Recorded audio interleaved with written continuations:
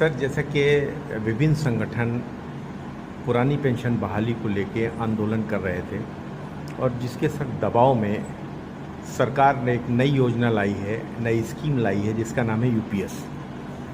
तो sir OPS के बाद आप ये जो एनपीएस आया था आप उसको कह रहे थे इसको हटा दो, अब एनपीएस की जगह आप सर वो यूपीएस ले आए हैं। तो सर यूपीएस आप क्योंकि कर्मचारी नेता हैं सर, कर्मचारी के हितों की आप बात करते हैं, तो सर किस नज़र से आप देख रहे हैं कि ये यूपीएस कर्मचारियों के हित में है या नहीं?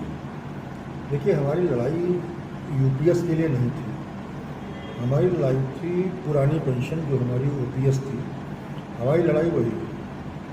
सरकार ने यूपीएस जारी किया है, इसका स्वागत हम करते हैं, लेकिन हम जब करीब मैं समझता हूँ काफ़ी कुछ लोगों ने काम किया है इस पे और कुछ चीज़ें हैं जो अभी काम होना बाकी है। तो सीधे मैं सरकार से यही मांग करता हूँ कि यूपीएस के जगह पर ओपीएस ही, जिसमें हमारा जो ये 10% कटौती जो कर्मचारियों से की जा रही है, इस कटौती को बंद कर दिया जाए और जो हमारी पूर्ण पेंशन की अवधि 20 वर्ष होती है आज की तारीख में, उसे 25 वर्ष किया गया है। तो ये उसको घटा करके 20 वर्ष ही कर दिया जाए तो करीब ओपीएस के बराबर हम लोग पहुंच जाएंगे। तो सरकार को इसमें करने में बहुत ज़्यादा दिक्कत नहीं आनी चाहिए और सरकार को अब कर भी देना चाहिए, क्योंकि कर्मचारी संगठन लगातार एक लंबे समय से ये मांग करते चले आ रहे हैं कि हमें एनपीएस के स्थान पर ओपीएस ही चाहिए। तो अगर आप अपनी जिद पर अड़े हुए हैं कि नहीं ओपीएस के नाम से नहीं देंगे, हम उसका नाम बदल देंगे, अगर यूपीएस इतनी अच्छी है तो आप अपने माननीय सांसदों और विधायकों को भी यूपीएस देने का काम करें, तब तो हम समझें।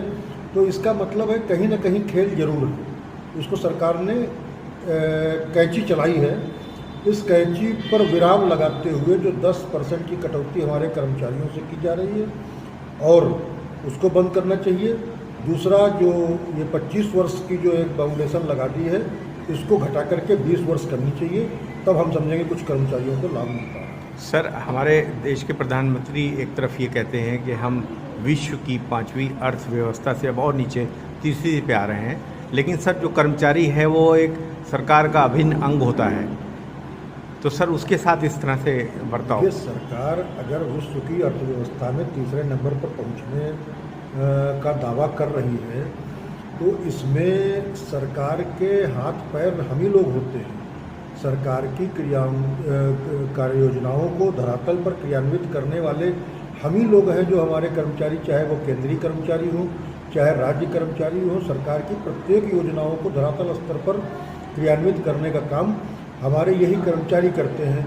तो अगर सरकार ये मान रही है कि नहीं, हाँ हमारे कर्मचारियों का सहयोग देश के विकास में हो रहा है, तो इस प्रकार से कर्मचारियों को इग्नोर नहीं करना चाहिए और कर्मचारियों की बातों को जायज़ तरीके से सुनना चाहिए। जानकारी के मुताबिक कि जो यूपीएस और एनपीएस है, इसमें आप अगर अपना ही पैसा अगर विड्रॉल करना चाहते हैं तो तमाम उसमें लकोनाज हैं, बहुत डिफ़िकल्टीज़ हैं, उसके बारे में सर कुछ हमारे दर्शकों को जानकारी दें। नहीं, ये तो बिल्कुल सच है कि जो ओपीएस से आच्छादित लोग हैं उनका एक जीपीएफ का अकाउंट खुला हुआ है प्रॉपर तरीके से, उसमें चाहे वो जब निकालें चाहे जब जैसे भी करना चाहें वो कर सकते हैं। और एनपीएस और यूपीएस में तमाम सारी विसंगतियां पैदा हैं, जिनको अपना पैसा निकालने में तमाम सारी कठिनाइयों का सामना करना पड़ता है और कुछ लिमिटेशंस भी। अब इसका ड्राफ्ट पूरा आवे तो पढ़ा जाए, यूपीएस का पूरा ड्राफ्ट नहीं पढ़ पाया हूँ मैं।